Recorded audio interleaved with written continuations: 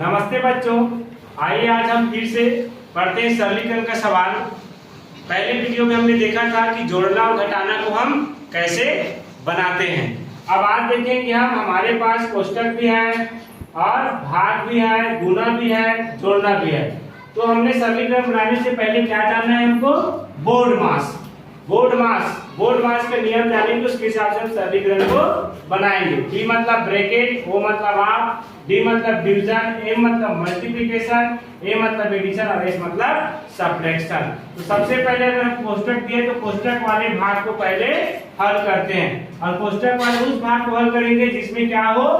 Division हो, भाग हो। जिसमें भाग हो उसको हम पहले हल करते हैं। पहला कोष्टक है जिसको हल करेंगे उसको ऐसे निशान लगाएंगे, निशान लग गया, भाग करेंगे 20 को 5 से भाग करेंगे, कितना गया? 5 चौक 20, 4। यहाँ पे फिर भाग है तो भाग लिख देंगे, 2 है तो 2, धन है तो धन।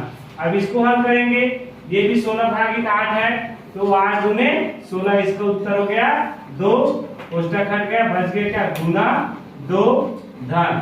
अब फिर ये वाला भाग वाला है जिसको भी करेंगे 5 दूने 10 गुणित। अब ये कोष्टक में देखो जोड़ना बच दिया है, 3 और 2 कितना होता है?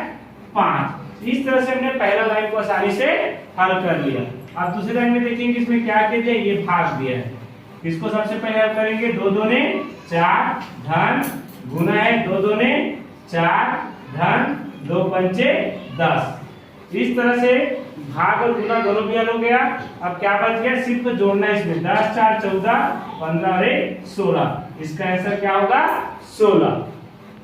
चलो अब इसके बाद दूसरा सवाल देखते हैं। इस सवाल में तीनों कोष्टक दिया है, छोटा कोष्टक, महिला कोष्टक और बड़ा कोष्टक। तीनों कोष्टक दिया गया है, तीनों कोष्टक है। तो सबसे पहले कौन से कोष्टक को हल करेंगे? सबसे पहले कौन से कोष्टक को हल करते हैं? छोटे कोष्टक को। उसके लिए क्या कर देंगे? उसको निशान लगा देंगे। यहाँ पे देखेंगे तो हल करने से पहले लाइन से इसको ऐसे लिखते हुए जानेंगे। ये है बड़ा कोष्टक, उसके बाद हो गया महिला कोष्टक, उसके बाद 6 छोटा कोष्टक, 12 में 7 घटाएंगे, 12 में 7 घटाए तो कितना बचा? 5। अब यहाँ पे कोष्टक हटने के बाद क्या लगेगा? यहाँ पे गुना का निशान। कुछ नहीं दिया है तो वहाँ पे गुना का निशान लगता है। उसके बाद है धन और फिर 16। अब यहाँ पे छोटे कोष्टक में फिर दिया है 7 ऋण 3, 7 ऋण 3 दिया तो 7 में 3 घटाए तो कितना है? 4। यहाँ पर भी कोष्टक के सामने किसी प्रकार का कोई चिन्ह नहीं दिया है, कोई चिन्ह नहीं दिया है तो क्या लगता है? कोष्टक हटने के बाद गुना का निशान। और ये हो गया महिला कोष्टक और ये हो गया बड़ा कोष्टक। इस तरह से छोटे कोष्टक का सवाल हल हो गया।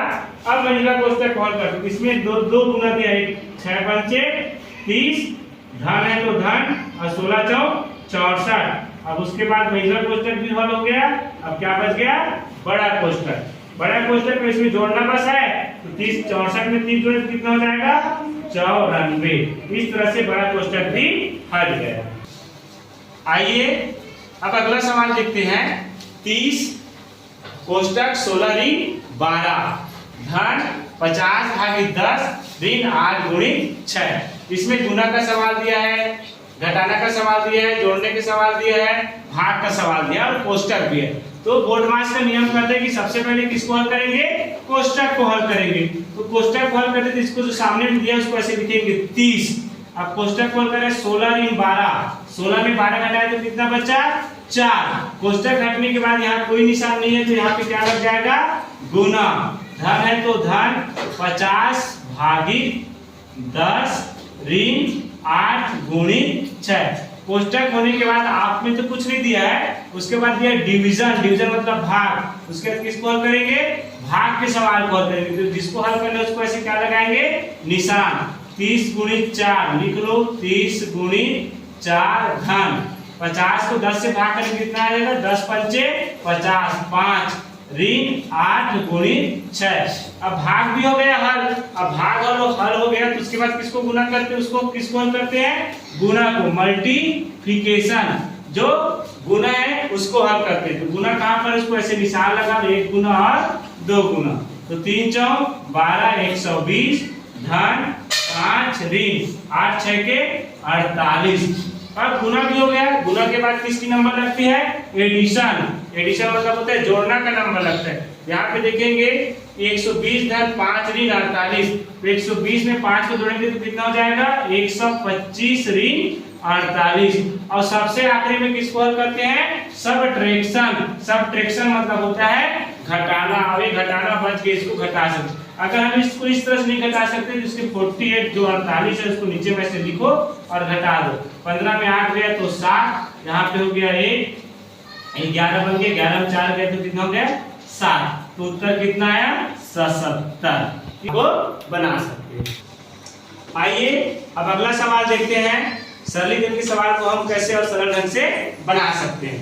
तो आपके पीछे 4 धन 2 गुणित 8 3 6 भागित 3। इसमें देखो भाग भी है, गुना भी है, जोड़ना भी है और घटाना है। तो सरलीकरण बनाने के लिए हमारे पास क्या है बोर्ड मास।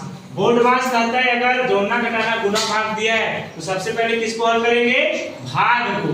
भाग को हल करेंगे तो उसको ऐसे निशान लगा लो कि भाग कहाँ पर है। उसके बाद जो सामने में दिया उसको लिखो 4 धन 2 गुणित 8 ऋण, यहाँ तक लिख के रखो। अब 6 को 3 से भाग करो तो 3 दूने 6, 2 आ गया। अब भाग गुना होने के बाद भाग हल होने के बाद किसको हल करते हैं गुना को। तो गुना को ऐसे निशान लगा लो, जिसको हल करना है उसको निशान लगाना है। 4 धन 8 दूने 16 ऋण 2। अब गुना होने के बाद किसको हल करेंगे जोड़ना को। तो 16 4 20 ऋण 2, अब 20 में 2 गया तो 18। इस तरह से सरलीकरण का सवाल बनाना बहुत ही आसान है। बस आपको बोर्ड मास को याद करना रहेगा। बोर्ड मास अगर याद है तो आप कितना भी कठिन सवाल क्यों ना हो आसानी से आप इस तरह से उसको बना सकते हैं। अगले वीडियो में हम आपको कठिन सवाल सरलीकरण का और बताएंगे। तब तक के लिए हमारे चैनल को सब्सक्राइब करें और हमारा सभी वीडियो देखें ताकि आपका कक्षा 6वीं प्रवेश परीक्षा नवोदय विद्यालय तो आपका चयन हो सके। धन्यवाद।